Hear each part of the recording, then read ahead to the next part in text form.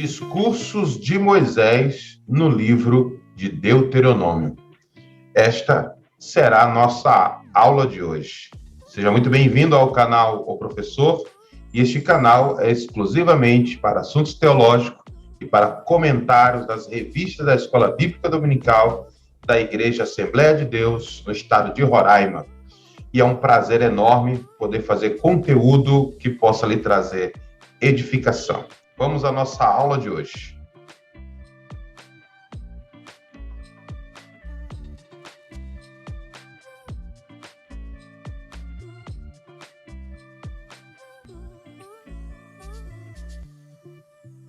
Maravilha, maravilha. Então vamos relembrar um pouco aqui sobre o que nós vimos na aula passada. Nós entendemos que o povo já estava próximo à entrada de Canaã. O povo havia acampado nas planícies de Moabe, e foi exatamente nessa localidade, as planícies de Moabe, que Moisés recapitulou, ou Moisés fez a narração da lei novamente, com algumas adaptações, com alguns ajustes para aquela geração, e foi nessa planície, na planície de Moabe, que Moisés repete a lei ao povo, instrui o povo, faz os seus discursos. Discurso esses que nós iremos ver com mais detalhes nessa aula de hoje. Como podemos ver, em nossa lição está dividido em 4 discursos de Moisés. Alguns teólogos ainda dividem apenas em 3 discursos, porque eles entendem que o último discurso gira em torno das bênçãos e das maldições. Mas seguindo aqui a ordem da nossa lição, que está dividida em 4 discursos, nós vamos falar sobre o primeiro discurso de Moisés, que corresponde ao primeiro tópico da nossa lição, que vai do capítulo 1 ao capítulo de número 4, versículo de número 43. Todo esse primeiro discurso de Moisés nos fala sobre as grandes promessas de Deus, ou seja, Moisés recapitula as promessas de Deus. Estudamos em algumas aulas passadas, falamos sobre a importância da promessa de Deus e que existe 2 tipos de promessas: promessa condicional e as promessas incondicionais. E cada uma dessas promessas corresponde a uma ação ou uma atitude de Deus ou do indivíduo. Explicando de uma forma melhor. Promessas condicionais são aquelas promessas que Deus faz ao indivíduo, porém, para que aquela promessa se cumpra, há uma necessidade de uma posição, de uma atitude ou de uma resposta do indivíduo para com Deus, para que Deus cumpra a sua promessa na vida daquele indivíduo. Mas também temos a promessa incondicional, ou promessas incondicionais, que também nós encontramos na Bíblia Sagrada. São promessas que não dependem de uma posição do indivíduo, ou bem ou mal, Deus irá cumprir esta promessa, ou estas promessas. Não depende de uma posição, ou da obediência, ou da desobediência de alguém. Deus cumprirá a sua promessa. Vou dar um exemplo: o arrebatamento da igreja. Já mencionamos isso em aulas anteriores. Estou apenas aqui refrescando a sua memória para que você compreenda a ação de Moisés nas planícies de Moabe em relembrar o povo acerca das grandes promessas, da grande fidelidade de Deus, da grande promessa de entrada na terra prometida. Então, nós temos essas 2 promessas, promessas condicionais e promessas incondicionais. Lembrando ainda que aquela geração que estava sentada nas planícies, ouvindo o primeiro discurso de Moisés, era a segunda geração. Não era mais aquela geração que foi contada no censo, de 20 anos para cima. Aquela geração de 20 anos para cima morreram no deserto. Esta geração que estava ouvindo Moisés era a geração de 20 anos para baixo, com exceção de Josué e Caleb. Eles estavam ouvindo as grandes promessas de Deus que Deus havia feito aos patriarcas, Abraão, Isaque e Jacó, e que estava prestes a se cumprir na vida daquela segunda geração. Eu quero destacar aqui para você, querido professor ou querido aluno, relembrar a você, que você também poderá relembrar aos seus alunos, sobre a promessa, ou algo que Deus já havia falado há muitos e muitos anos atrás, para Abraão. Se você conferir Gênesis capítulo 15, versículo 13 e 14, você vai encontrar esta expressão de Deus. Confere aí na sua Bíblia, Gênesis capítulo 15, versículo 13 ao 14, que vai nos dizer assim: Então disse a Abraão: Saibas de certo que peregrina será a tua descendência em terra alheia e será reduzida à escravidão e será afligida por 400 anos. Mas também eu julgarei a nação a qual ela tem de servir e depois sairá com grande riqueza. Deus já tinha falado a Abraão que o povo iria sair da terra prometida e iria sair com grande riqueza através de um grande juízo de Deus sobre aquela nação que havia escravizado o povo de Deus. Olha também Gênesis, capítulo 17, versículo de número 8, que vai nos dizer: A ti e a tua descendência, depois de ti, darei a terra que hoje habitas como estrangeiro. Toda a terra de Canaã em possessão eterna, e eu serei o vosso Deus. Deus já dizendo que Deus daria a descendência de Abraão toda a terra de Canaã. Terra esta que Abraão era peregrino.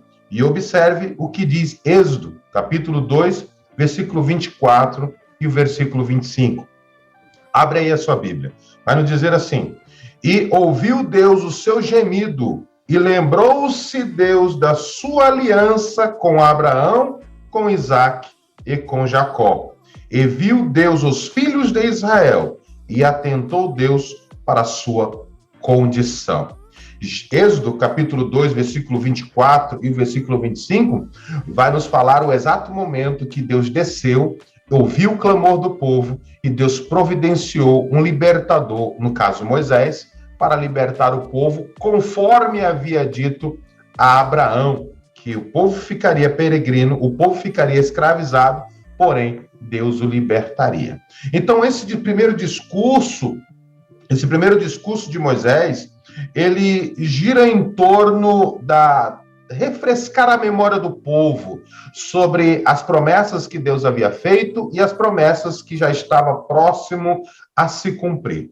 Mas não foi só apenas isso, mas Deus, nesse primeiro discurso, Moisés, melhor dizendo, refresca também a cabeça do povo, faz o povo lembrar, aquela segunda geração, que o povo respondeu a estas promessas, respondeu com rebeldia, respondeu com pecados, respondeu com rebelião contra Deus. É exatamente isso. Moisés, ele relembra ao povo não só as promessas de Deus, como também o pecado do povo, a rebelião do povo, não daquele povo, mas daquela geração que eram os seus pais que morreram no deserto. Então, era uma forma de Deus mostrar àquele povo para que eles não cometessem o mesmo erro daquela geração quando eles entrassem na terra prometida.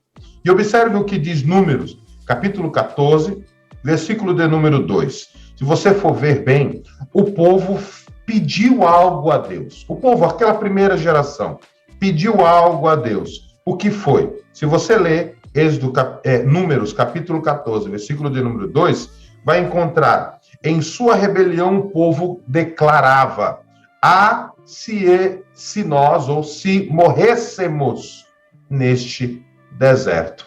Ou seja, quando o povo murmurou e pediu para que morressem no deserto, Deus atendeu a oração ou a reclamação daquele povo, que foi em forma de oração. Se você comparar aí Números, capítulo 14, versículo 28, versículo 29, versículo 31, e versículo 24, você vai encontrar a declaração do Senhor assim.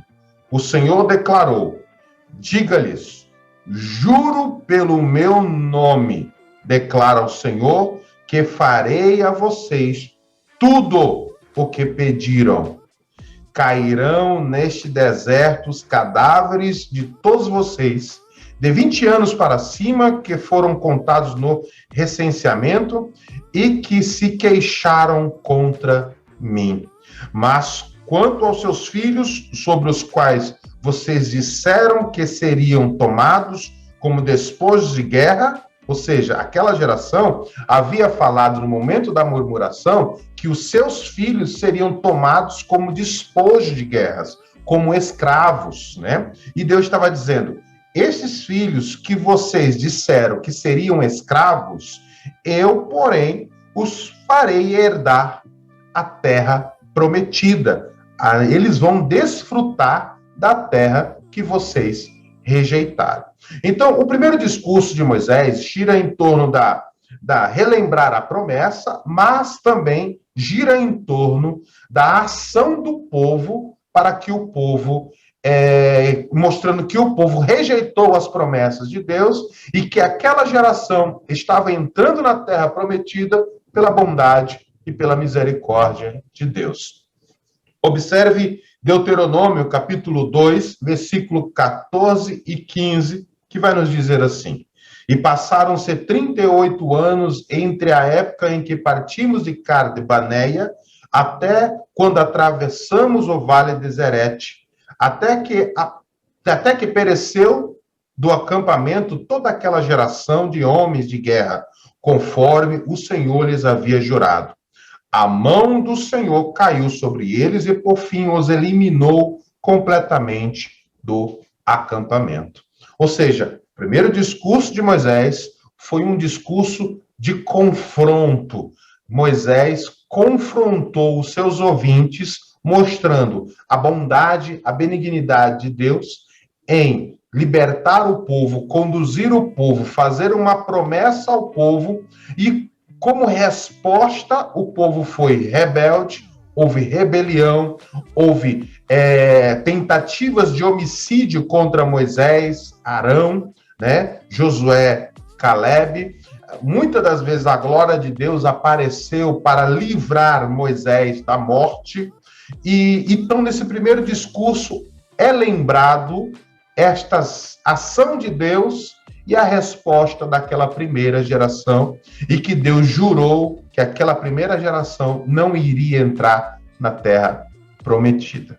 A bondade de Deus, a benignidade de Deus, o favor imerecido de Deus foi tão forte para com o seu povo, a ação de Deus foi tão tremenda em suprir a necessidade daquela primeira geração, que Neemias usa Deuteronômio 2:7 como hino de gratidão, reconhecendo tudo que Deus havia feito ao povo. Se você abrir aí a sua Bíblia em Neemias, capítulo 9, versículo 19 ao 21, você vai encontrar o seguinte texto: Foi por tua grande compaixão que não os abandonaste no deserto. De dia a nuvem não deixava de guiá-los em seu caminho, nem de noite a coluna de fogo deixava de brilhar sobre o caminho que deveriam percorrer. Deste o teu bom espírito para instruí-los. Não retiveste o teu maná que os alimentava, e deste-lhes água para matar a sede. Durante 40 anos tu os sustentaste no deserto, nada lhes faltou, as roupas deles não se gastaram, nem os seus pés ficaram inchados. Observe que o fato de Deus ter feito grandes coisas se torna hino de louvor na boca de Neemias, se torna hino de gratidão, mostrando que Deus ele é fiel para cumprir as suas promessas, mesmo aquela geração sendo uma geração rebelde, mesmo sendo uma geração rebelde, Deus ainda supriu as suas necessidades no decorrer da sua peregrinação no deserto, mas um por um foi morrendo no deserto, conforme Deus havia prometido. Então, observe que nesse primeiro discurso de Moisés, Deus, através de Moisés, relembra tudo isso, e isso se torna tão impactante nas gerações que vão vindo, que se torna louvor na boca dos homens de Deus, no caso de Neemias. Quero também chamar a sua atenção para Deuteronômio capítulo 4, versículo de número 9, que Moisés faz um resumo da lei. É óbvio que você for pegar Deuteronômio capítulo 4, você vai ver um texto magnífico que Moisés resume toda a lei, desde os 10 mandamentos, as ações de Deus em prol do povo, o que o povo fez para com Moisés. Moisés, até nesse discurso, lembra que por causa do povo, né, por causa daquele Ciro, que ele agiu da forma como agiu, ele não entraria na terra prometida. Então, é um discurso, é um resumo da lei misturado com sentimentos que havia dentro do coração de Moisés. Nesse discurso de Deuteronômio capítulo 4, em especificamente a partir do versículo de número 9, nós temos aqui algumas características, ou seja, primeiro, ouviram o próprio Deus no Monte Sinai e receberam os 10 mandamentos. Moisés relembra ao povo, né, faz um resumo da lei, e dizendo, olha, vocês ouviram a Deus no Monte Sinai e receberam dele os 10 mandamentos. E também lembrou-os da escravidão do Egito. Nesse resumo da lei, Moisés lembrou que aquela geração era fruto de uma geração que estava escrava no Egito e que foi tirada com mãos poderosas, com braços fortes da pessoa bendita do Senhor Deus. E ouviram o próprio Deus no Monte Sinai. Moisés relembra uma ocasião que o próprio Deus falava com o povo no Monte Sinai, o monte fumegava, né? Então Moisés também traz isso no resumo da lei. E quarto, os advertiu sobre a idolatria, sobre o politeísmo, dizendo a eles que, lembrando que Deus é o único Deus, que não existia outro Deus, que ele é o único Deus criador e que o povo deveria adorar apenas a um Deus. Lembrou-os também a não fazer imagens, esculturas, nem de homens, nem de mulheres, nem de aves, nem daquilo que estivesse na terra, para adorar essas imagens, para prestar cultos a essas imagens. Porque aquilo ali era idolatria, né? Já fazendo aí uma menção daquilo que a Bíblia vai nos falar sobre a guerra, né, entre o corpo de Moisés, do anjo do Senhor, né, e Satanás, brigando acerca do corpo de Moisés, né? E também lembrou-os que nunca houve história igual a esta que eles estavam vivendo. Nesse resumo da lei, Moisés também falou àquele povo que nenhuma outra nação viveram tudo aquilo que aquela geração, aquele povo havia e estava vivendo, né? Ou seja, era algo inusitado. Não existiu nada igual em toda a história de todas as nações, não existiu nada semelhante ao que Deus fez para com o povo hebreu, para com o povo de Israel, até os dias de hoje, né? Hoje é óbvio que é algo mais simbólico, né, onde Deus nos liberta, Deus nos tira da escravidão de Satanás, mas, historicamente falando, nunca houve fato igual em toda a história. Se nós fôssemos pegar Deuteronômio 4, versículo 40, vai nos dizer, obedeçam aos seus decretos e mandamentos que hoje eu lhes ordeno, para que tudo vá bem com vocês e com seus descendentes, e para que vivam muito tempo na terra que o Senhor, o seu Deus, lhes dá para sempre. Né? Deuteronômio 4:9, Moisés repete dizendo, tomem cuidado, apenas cuidado, muito cuidado, para que vocês nunca se esqueçam das coisas que os seus olhos viram, conservem-nas na memória por toda a sua vida. Contem-nas a seus filhos e a seus netos. Moisés estava enfatizando novamente o preceito de Deus em ensinar os filhos. Aquela tradição oral, né? Aquele ensinamento mais oral aos filhos. Sentar o filho ali na borda da cama e começar a falar para ele os feitos do Senhor. Quando for levar o menino para o trabalho ou para a escola, no caminho, falando a respeito dos feitos do Senhor. Ou seja, em todo o momento, o povo deveria encucar na cabeça dos seus filhos, das novas gerações que iriam vir, a respeito dos grandes feitos do Senhor, e que esta geração nunca deveria se esquecer dos mandamentos do Senhor. Então, este é praticamente o primeiro discurso de Moisés, que Moisés fala-nos sobre estas particularidades. Relembra a fidelidade de Deus às promessas, mostra que as promessas de Deus são condicionais e são incondicionais. Depois, relembra o pecado daquela geração que caiu no deserto, a rebelião daquele povo. Depois, mostra que a benignidade de Deus, mesmo em meio a tamanha rebeldia, sustentou o povo.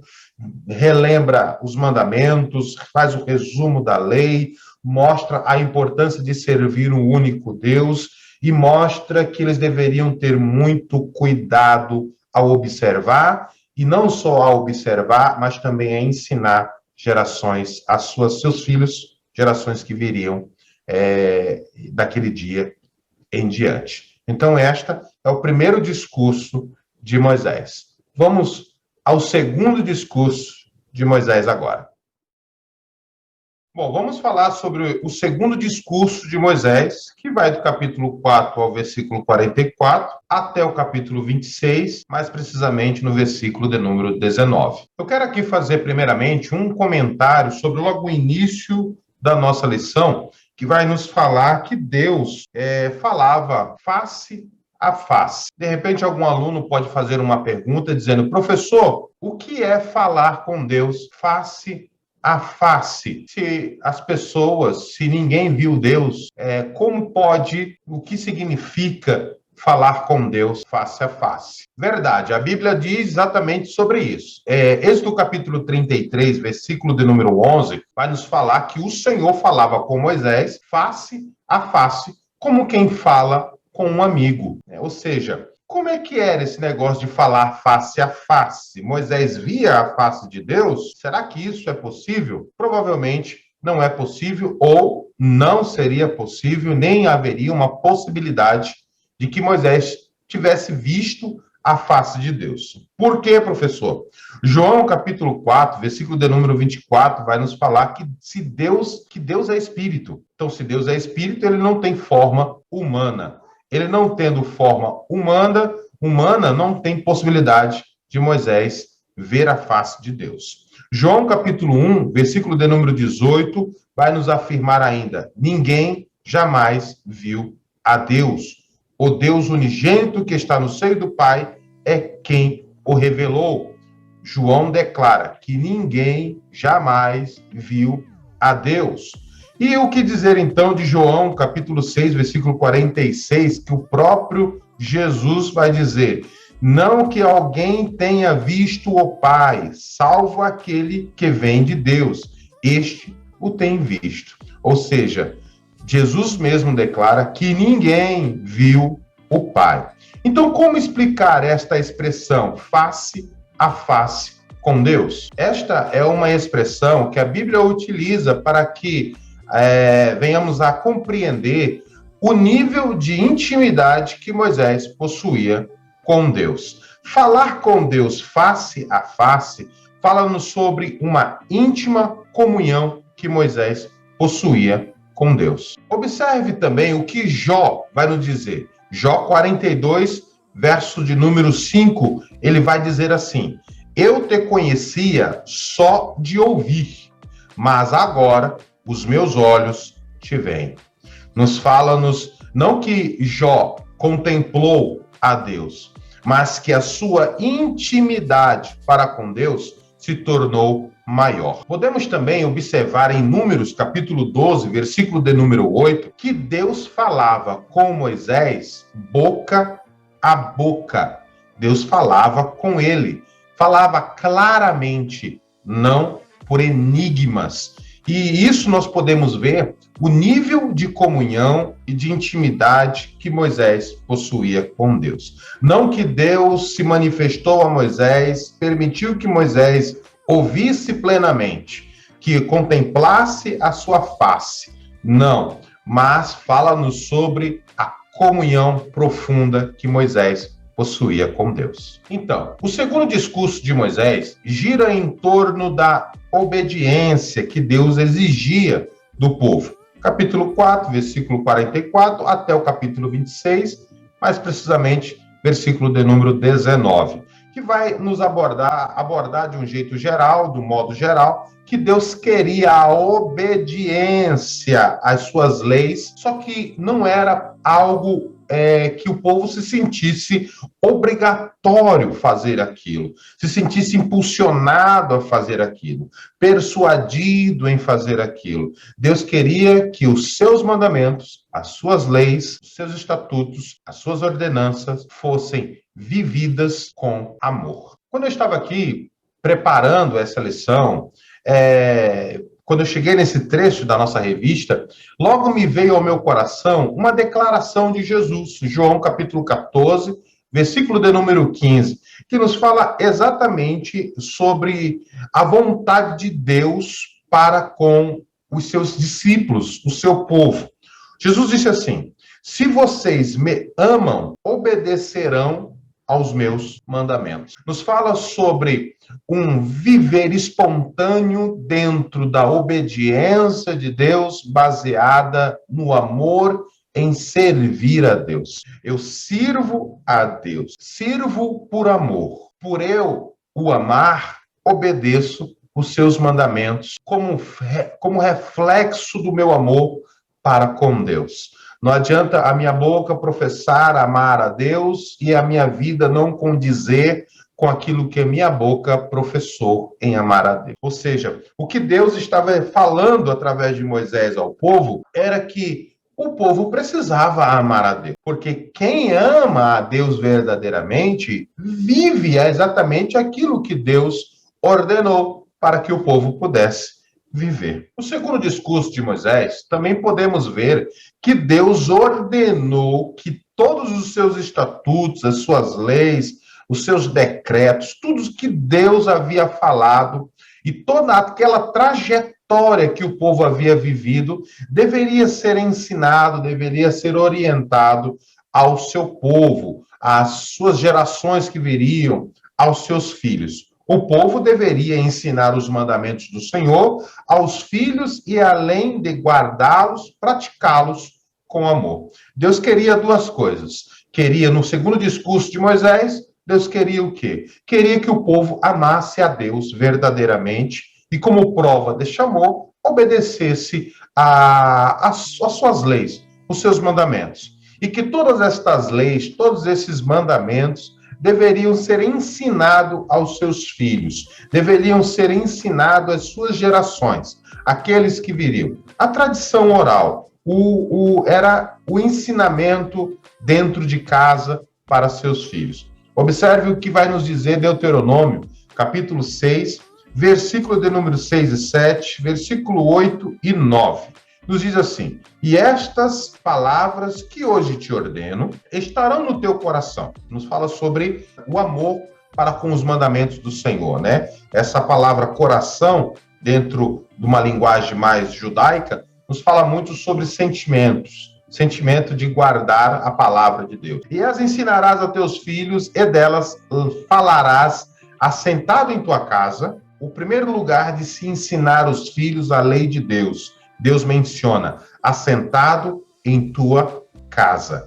A casa judaica, ou a casa, a família, o seio familiar, era a primeira escola do menino judeu. Era a primeira escola de novas gerações. Ele não poderia aprender nada além daquilo que estava sendo ensinado pelos seus pais. Por isso que neste mandamento, nessa ordenança de Deus, Deus cita em primeiro lugar a casa. Observe: e as ensinarás a teus filhos, e delas falarás assentado em tua casa. Por que assentado? A tradição judaica nos ensina que tudo aquilo que tem suma importância para ser discutido não se pode ser discutido em pé, deve-se sentar. Sentava-se e falava a respeito dos mandamentos e da lei de Deus. Por isso que nós encontramos Jesus, muitas das vezes, praticamente todas as vezes, ensinando sentado. Jesus senta-se e ele passava a ensinar. Era tradição, cultura judaica.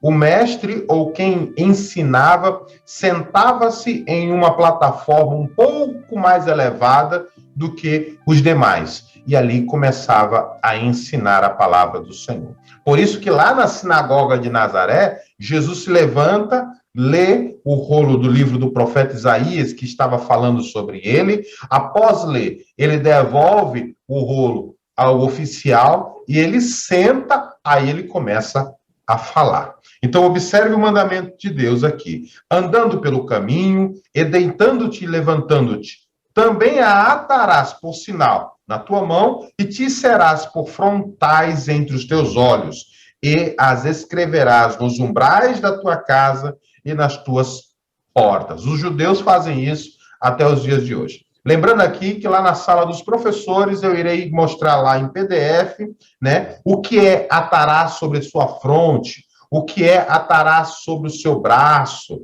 né, e eu lá vou mostrar uma foto que vai esclarecer exatamente sobre isso, tá bom? Mas a importância do segundo discurso de Moisés era que Deus queria obediência por amor aos seus mandamentos, não por compulsão, não por se sentir obrigados a fazerem isso, sem um sentimento verdadeiro de amor, né? E também sobre o dever de ensinar os seus filhos as leis de Deus, e a primeira escola era dentro de casa.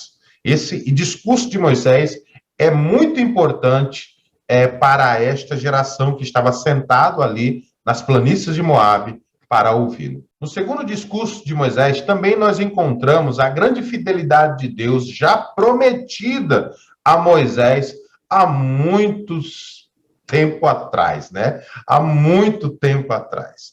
Deus já havia prometido suprir a necessidade do povo.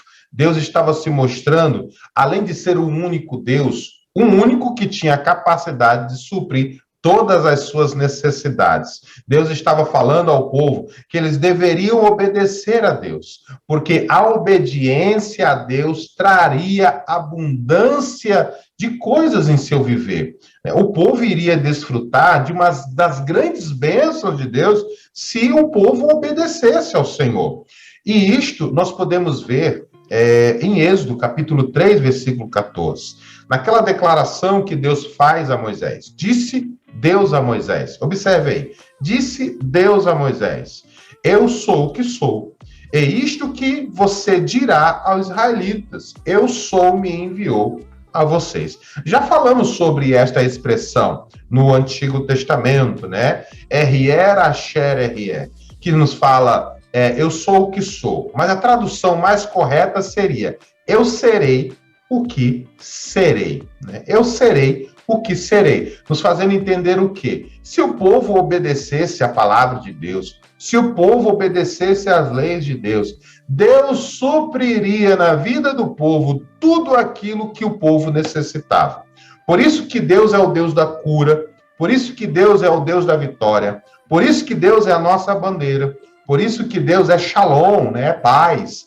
Por quê? Porque em Deus temos tudo que nós precisamos. Mas, professor, a tradução eu sou o que sou está errada? Eu posso dizer que ela foi traduzida de forma errada. Por quê? Porque esta expressão, este verbo errer,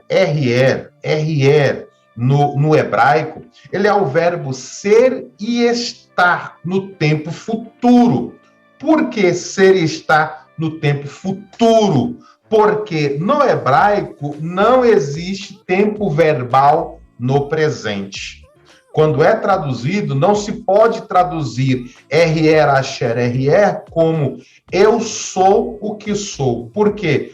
Tempo verbal no presente não existe no hebraico.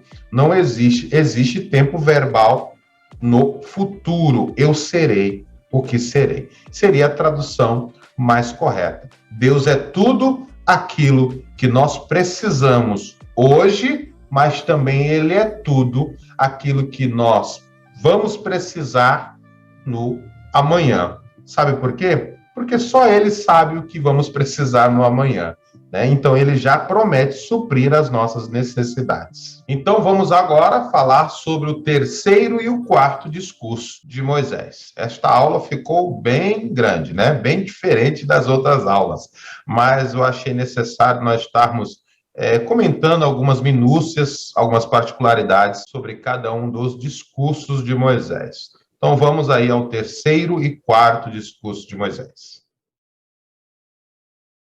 No terceiro e no quarto discurso de Moisés, que vai do capítulo 27 até o capítulo de número 30, precisamente versículo de número 20, que abordam esses dois últimos discursos de Moisés. Como eu mencionei alguns minutos anteriores, falando que muitos teólogos, muitos estudiosos apenas dividem o discurso de Moisés apenas em três.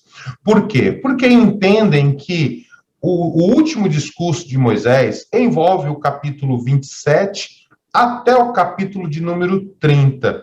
Por quê? Porque todo o corpo textual do discurso de Moisés gira em torno das bênçãos por obediência e das maldições por desobediência. Deus, muitas das vezes, usou uma expressão chave para chamar a atenção do povo, voltando-se sempre às recompensas pela obediência e o castigo para com a desobediência. Em muitas ocasiões, Deus usou a expressão ouça Israel, ou ouvireis, se ouvireis. Ou seja, esta expressão, Shemar Israel, significa ouça Israel. Ou, como tem também na sua raiz hebraica do Shemar, ouvires, né, que já significa mais algo mais plural, um termo de todos estarem ouvindo. Ou seja, como tem em Deuteronômio, capítulo 28. Capítulo 28 de Deuteronômio é exatamente o capítulo das bênçãos e das maldições. É o auge do discurso de Moisés, relacionando a obediência, as bênçãos, e a maldição, a desobediência. E todo esse discurso gira em torno exatamente dessas expressões: ouça, ouvireis, se você ouvir. O que significa exatamente esta questão ouça Israel?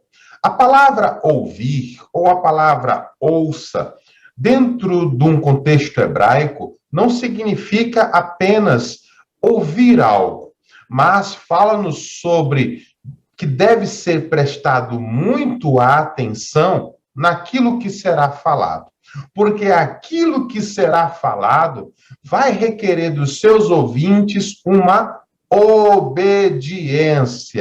Por quê? Porque é extremamente importante.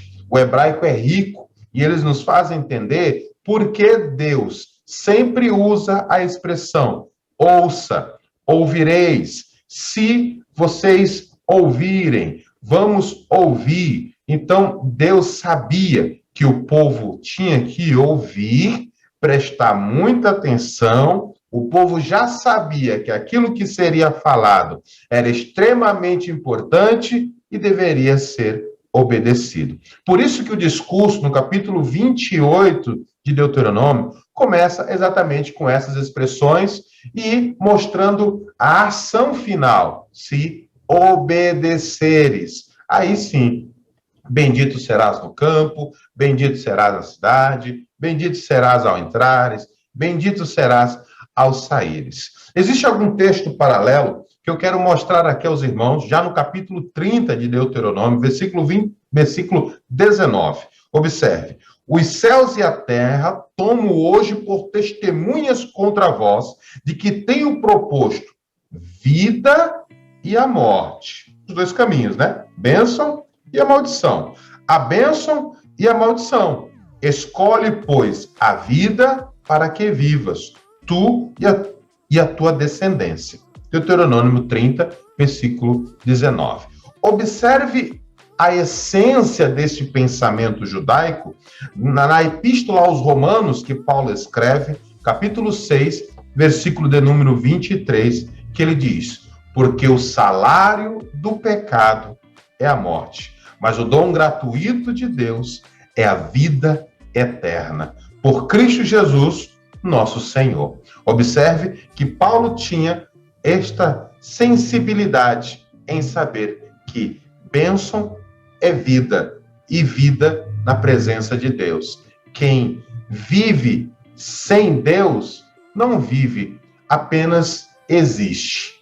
As pessoas que vivem realmente na presença de Deus são aquelas que obedecem aos seus mandamentos, que compreendem a palavra do Senhor.